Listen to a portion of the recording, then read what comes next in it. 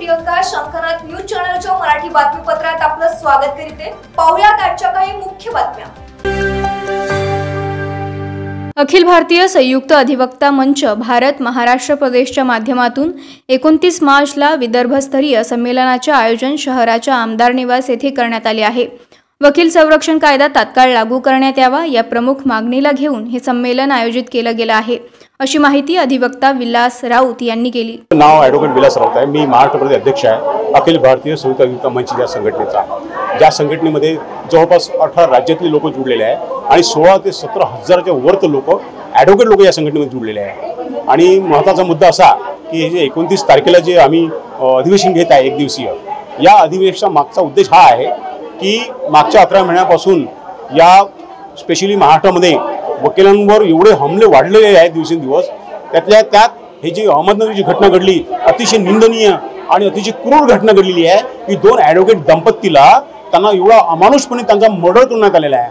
आणि ह्या अशा घटना दिवसेंदिवस घडत आहेत। म्हणजे वकिलांना एक तर कोणत्याही प्रकारचा सपोर्ट नाही, शासनाचं कोणतं त्यांना प्रोटेक्शन नाही आहे। आणि अशा परिस्थितीमध्ये जर एखादा व्यक्ती ॲडव्होकेट मरण पावतो तर त्याचा पूर्ण परिवार हा रस्त्यावर येतो। त्याला कोणत्याच प्रकारचं संरक्षण नसल्यामुळं हा अतिशय मोठा प्रश्न निर्माण झालेला आणि वकील लोक दिवसेंदिवस त्यांची संख्या सुद्धा वाढत चाललेली आहे। तर शासनाचं काम आहे की वकिलांसाठी काहीतरी करावं जेणेकरून त्यांना एक शाश्वती राहील। जसं राजस्थानमध्ये ॲडव्होकेट ॲक्ट लागू झाला तर तिथे जो जोधपूरमध्ये जो मर्डर आहे का वकिलांचा, तिथल्या वकिलांनी एवढी भयंकर युनिटी दाखवलेली। तशा प्रकारची युनिटी जर प्रत्येक राज्यामध्ये या संपूर्ण देशामध्ये तशा प्रकारची युनिटी जर दाखवली प्रत्येक वकील मंडळींनी तर हा जो ॲडव्होकेट प्रोटेक्शन ॲक्ट आहे हा 100% लागू झाल्याशिवाय राहणार नाही। सर, महाराष्ट्रात वर्षानुवर्षे ॲडव्होकेट प्रोटेक्शन ॲक्टसाठी आंदोलनं सुरू आहेत मात्र लागू होत नाही। मित्रांनो, हे खरोखर शोकांतिक आहे की गेल्या कित्येक वर्षांपासून हा जो प्रश्न आहे हा भिजत घोंगड्याप्रमाणे पडलेला आहे, मात्र शासनाला जाग येत नाही। शासनाला माहीत आहे की वकील हा असा घटक आहे हा प्रत्येक सत्ताधाऱ्यांना भरपूर मदत करत असतो। मात्र यावेळी आम्ही निर्णय घेतलेला आहे की जो वकील की बात करेगा वो व्यक्ति इस महाराष्ट्र पर राज करेगा। आम्ही डिसाईड केलेलं आहे की एवढा मोठा आमचा मंच आहे, हजारो लोक जुळत चाललेले आहे, तर आम्हाला आमच्या वैयक्तिक जो काही मान सन्मान आहे, आमचं प्रोटेक्शन आहे, याच्याबद्दल जी राजनीतिक पार्टी आमच्याबद्दल विचार करेल आम्ही सुद्धा त्या पार्टीबद्दल विचार करू। कारण हा सध्याची डिमांड आहे। आमची जी येणारी पिढी आहे, भविष्यात येणारी जी पिढी आहे, या पिढीच्या प्रोटेक्शनसाठी आमचा हा प्रयत्न चालू आहे।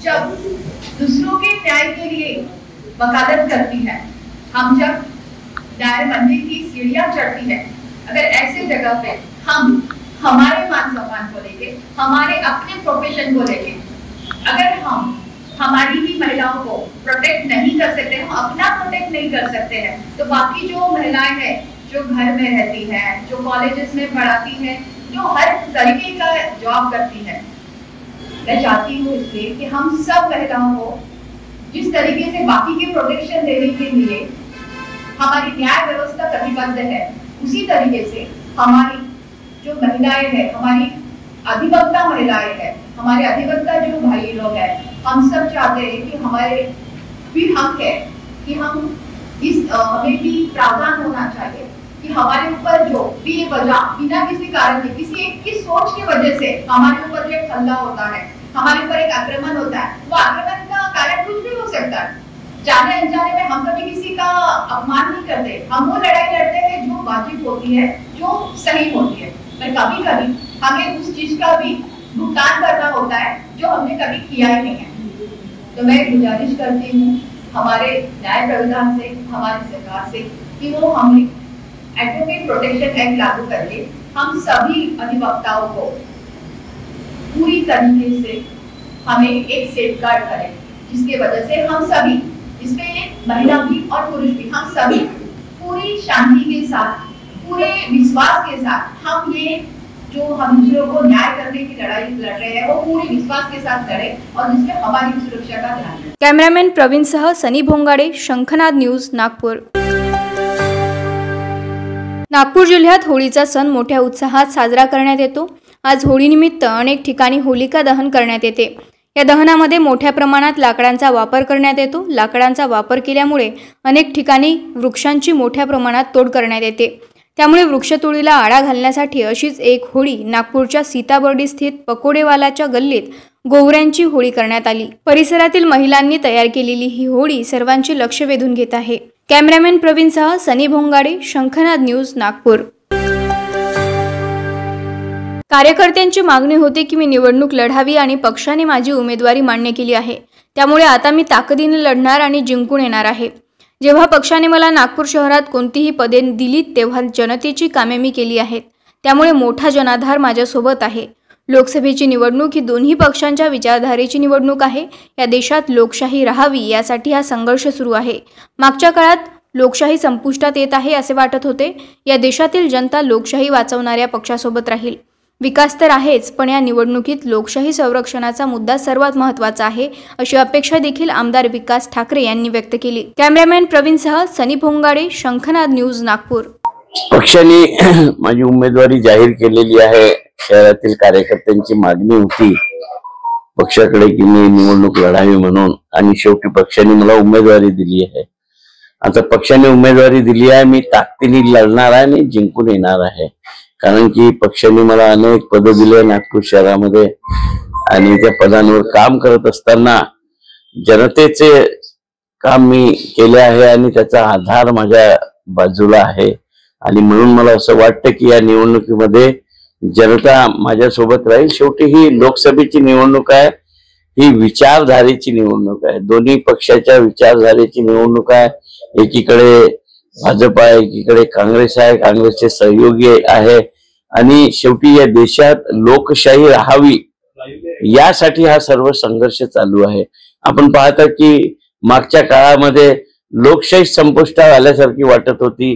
कोणावर गुन्हे दाखल करणं, जेलमध्ये टाकणं, कोणाच्या सरकार पाडणं, महानगरपालिकेत ऍडमिनिस्ट्रेटर बसवणं, असे अनेक कामं होत आहे, आणि त्याच्यामुळे देशातील जनता त्रस्त आहे। आणि म्हणून मला असं वाटतं की ही लढाई कोणा एका व्यक्तीची नाही, तर ह्या देशातील लोकशाही वाचवण्यासाठी ही लढाई आहे। आणि त्याच्यामध्ये या देशातील जनता, नागपुरातील जनता लोकशाही वाचवणाऱ्या पक्षाकडनं राहील। विकास पुरुष म्हणून अशी ओळख असलेले नितीन गडकरी यांचं तुमच्या समोर सगळं आव्हान आहे, काय वाटतं हे डोंगर कसं सर करणार या संदर्भात काही विजन? विकास पुरुष म्हणजे एकदा जनतेने निवडून दिल्यावर त्या पदावर जाऊन काम करण्याची संधी मिळाली तेव्हा कोण विकास पुरुष आहे हे कळू शकतं। तर जनतेने त्यांना 10 वर्ष निवडून दिलं होतं। जनतेने मला सुद्धा या शहराचा महापौर बनवला होता, आणि त्या काळात शहराचा विकास करण्यासाठी विलासरावजी देशमुख यांच्या माध्यमातून, तेव्हाचे खासदार विलास मुत्तेमवार यांच्या माध्यमातून शहरात या योजना आल्या होत्या। मिहान असेल, मेट्रो असेल, त्याचा पायाभरणं तेव्हाच झाला होता। या IRDPच्या योजनेअंतर्गत शहराचं सौंदर्यीकरण, तर ज्या पदावर जनता निवडून पाठवते आणि जे अधिकार कायद्याने मिळतात तेव्हाच ते काम करत असताना तुमचं विजन कळेल आणि कोण विकास करू शकतं हे सुद्धा कळेल। आम्ही आमच्या कार्यावर विश्वास ठेवतो आणि कामातूनच बोलतो, अशी भावना रामटेक लोकसभेच्या उमेदवार रश्मी बर्वे यांनी व्यक्त केली। महाविकास आघाडीने मला उमेदवारी दिल्याबद्दल त्यांनी पक्षाचे आभार मानत महाविकास आघाडीने दिलेल्या संधीचे भविष्यात नक्कीच सोने करून दाखवेल असा विश्वास व्यक्त केला। महाविकास आघाडीने एक सर्वसामान्य अनुसूचित समाजातील महिलेला प्राधान्य दिलं आणि महाविकास आघाडीच्या माध्यमातून एक रश्मी बर्वेला जी उमेदवारी दिलेली आहे, महाविकास आघाडीचा मनापासून धन्यवाद करते। आदरणीय काँग्रेसच्या आमच्या नेत्या, आदरणीय आमच्या सोनिया गांधी मॅडम, आमचे राहुल गांधीजी, राष्ट्रीय अध्यक्ष खरगेजी, आमचे उद्धव ठाकरे गटाचे माननीय उद्धव ठाकरे साहेब, आमचे माननीय पवार साहेब, हे महाविकास आघाडीने जी संधी दिलेली आहे त्या संधीचं नक्कीच भविष्यामध्ये सोनं करून दाखवेल। एक विश्वास जो महाविकास आघाडीने आणि पक्षाने जो दिलेला आहे, या विश्वासाला आम्ही सातत्याने कायम राहू। कॅमेरामॅन प्रवीणसह सनी भोंगाडे, शंखनाद न्यूज, नागपूर। गोंदिया जिल्ह्यात होळीचा सण मोठ्या प्रमाणात साजरा करण्यात येतो। आज होळीनिमित्त अनेक ठिकाणी होलिका दहन करण्यात येते। या दहनामध्ये मोठ्या प्रमाणात लाकडांचा वापर करण्यात येतो। लाकडांचा वापर केल्यामुळे अनेक ठिकाणी वृक्षांची मोठ्या प्रमाणात तोड करण्यात येते, त्यामुळे वृक्ष संवर्धनाला कुठेतरी गालबोट लागण्याची शक्यता असते। त्यामुळेच या वृक्ष संवर्धनासाठी आणि पर्यावरणपूरक होळी साजरी करण्यासाठी अनेक नागरिक सरसावत असल्याचे आपल्याला दिसून येते। अशीच एक होळी आमगाव शहरामध्ये तयार करण्यात आली आहे। आमगावमध्ये गांधी चौक येथे पर्यावरणपूरक अशी होळी तयार करण्यात आली आहे। या होळीमध्ये लाकडाचा वापर न करता पशुधनाच्या शेणापासून तयार करण्यात आलेल्या गोवऱ्यांचा वापर करण्यात आला आहे। या होळीमध्ये 5100 गोवऱ्यांचा वापर करण्यात आला आहे। या होळीच्या माध्यमातून वृक्ष संवर्धनाचा सामाजिक संदेश या निमित्ताने देण्यात आला आहे। वृक्षतोड थांबावी आणि पर्यावरणाचे रक्षण करावं असा एक संदेश या निमित्त देण्यात आला आहे। या होळीमध्ये होलिका आणि भक्त प्रल्हादाची प्रतिमा सुद्धा साकारण्यात आली आहे। अशी ही आकर्षक होळी सर्वांचे लक्ष वेधून घेत आहे। शंखनाद न्यूज साठी ब्युरो रिपोर्ट। सर्वप्रथम आज होली की सभी नगरवासियों को बहुत बहुत हार्दिक शुभकामनाएं। होली यह त्यौहार एक अलग नज़र से लोगों के अंदर में देखी जाती है। जैसे दिवाली त्यौहार को लोग खूब धूमधाम से मनाते हैं, वहीं होली पर्व को लोग एक विकृति इससे त्यौहार के नज़र से देखते हैं। हम इसको होलिका माता की और कंडे की होलिका बनाकर लोगों में धर्म के प्रति जागरण करना चाहते हैं कि ये त्यौहार जो है ये विधि विधान से अगर किया जाए तो हिंदू धर्म का सबसे बड़ा त्यौहार होली का है। और जंगल बचाओ पर्यावरण बचाओ इस उद्देश्य से पिछले वर्ष से गांधी चौक में शुद्ध गोबर की निर्मित कंडों के द्वारा गोबरी के द्वारा बनाई हुई होली जलाई जाती है। और इस बार भक्त प्रहलाद और होलिका माता को लेकर यह मूर्ति रखी गई है ताकि धर्म के प्रति लोगों में काही जागरूकता आहे। सर्वप्रथम आज होळी असल्यामुळे होळीच्या निमित्ताने सर्वांना शुभेच्छा, होळीच्या शुभेच्छा।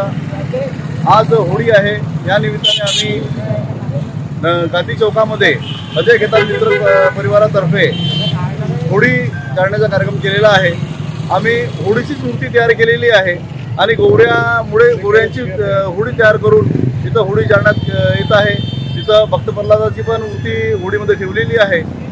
जे सांगण्याचा उद्देश हाच आहे की आज पूर्वीपासून वृक्षवल्ली आम्हा सोयी वंचर ही जी मन आहे याच्या निमित्त आज आपल्याला झाडं लागवड करण्याची गरज आहे, पण वृक्षारोपण होत नाही आहे। जो कोणी झाडं कापत आहे त्यामुळे पर्यावरणा रूपाने आपल्याला हे सांगायचं आहे सर्व नागरिकांना आणि सर्व भाविकांना की झाडं जाळू नका, झाडं कापू नका आणि झाडांची होळी नका जाळू।